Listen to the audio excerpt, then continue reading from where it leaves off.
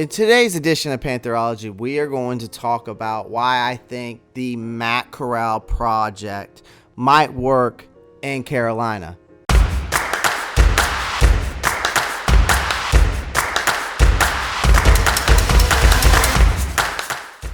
What is going on, guys? Clay here, back at it again with yet another edition of Pantherology. Welcome to today's video. Ladies and gentlemen, we are going to be talking about why I think the Matt Corral project possibly could work in Carolina. Before we get into today's video, two things that I ask. This is the only two things I ask. 2 clicks away. Pound that like button, pound that subscribe button. That's all I ask. Comment down below. Love to hear your thoughts, and click that post notifications bell so you don't miss out on any new videos. I'm going to give my shout outs to the end as always. So let's go ahead and dive right into this bad boy of a video. Now, Matt Corral fell into the Panthers' hands in the 3rd round, and he might end up being their savior. Yes, I said Corral because the last time I did a video with Matt Corral's name, and I said Coral, and I got a lot of hate for it. So, while the 2022 quarterback draft was not widely regarded as an outstanding, quarterback draft, it came as a surprise to many when just one quarterback was selected in the first 2 rounds with, Kenny Pickett going number 20 overall to the Pittsburgh Steelers. Now, as other quarterbacks continue to fall, the Panthers took a chance in the 3rd round by picking Ole Miss quarterback Matt Corral.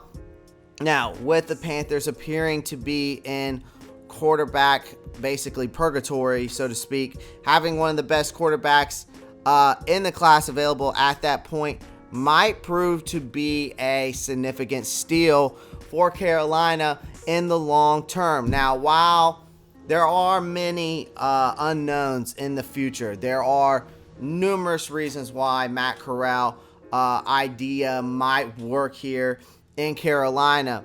And the first idea is that he's like a modern day quarterback. He is today's day and age quarterback, right? When it comes to finding a prototypical quarterback, the NFL has definitely altered gears. Now, gone are the days when tiring signal callers with enormous arms were the be-all, end-all, right? And then nowadays, you have guys like Russell Wilson, Colin Kaepernick, Kyler Murray, and Lamar Jackson who have demonstrated over the previous decade that there are several ways to make cake in this league, right? So that's not to suggest these quarterbacks are flawless, so to speak, but their ability to make plays served to hide any flaws in their arms, right? So this is without even mentioning guys like Justin Fields, Trevor Lawrence, and Zach Wilson, who are still, finding their way in this league. So in addition, another person you can think about is Trey Lance, who will possibly getting the start in San Francisco this season, depending on Jimmy G's, so to speak. So all of them have some form of mobile component to their game is the whole point I'm getting at here. Their schedule may influence how patient, though, the Panthers are with the former Ole Miss Rebel. Now, Corral has the agility of a new age quarterback, but he also possesses the throwing mechanics to be a genuine dual threat quarterback. He is a skilled passer with a quick release. If he reaches his full potential, his mix of sprinting ability and passing skill will make him a handful to deal with.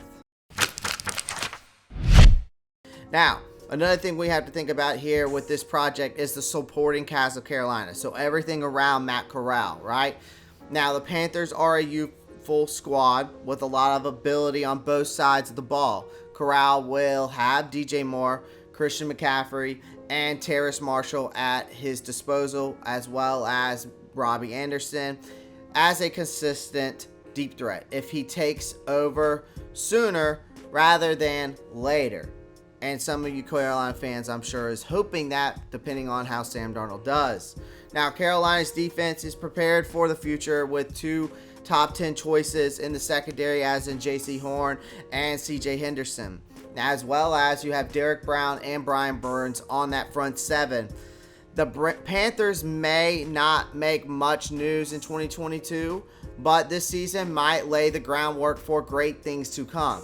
So what would it hurt to see what they have in Corral if Sam Darnold or PJ Walker struggle early, right?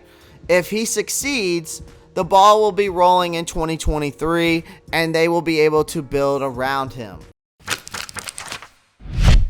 Now, another thing to put into mind to make this project work is the fact that there is no pressure on Corral.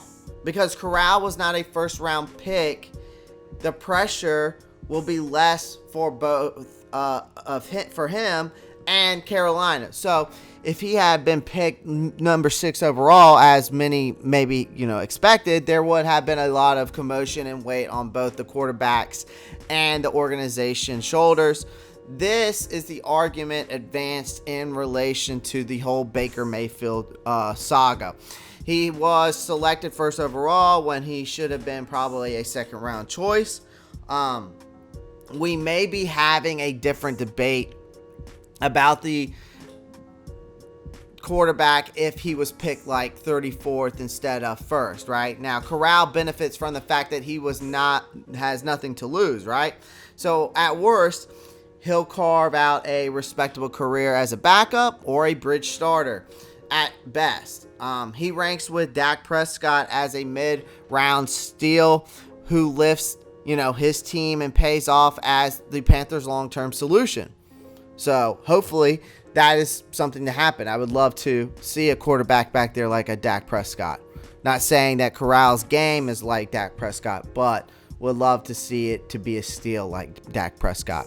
So guys, that is today's video. I hope you enjoyed today's video. As always, make sure you pound that like button, pound that subscribe button. Feel free to comment and click that post notifications bell so you don't miss out on any new videos. Shout out to the Carolina Panthers Den on Facebook. Go check me out on Twitter, Instagram, and TikTok. Other than that, as always, before I leave you, keep pounding.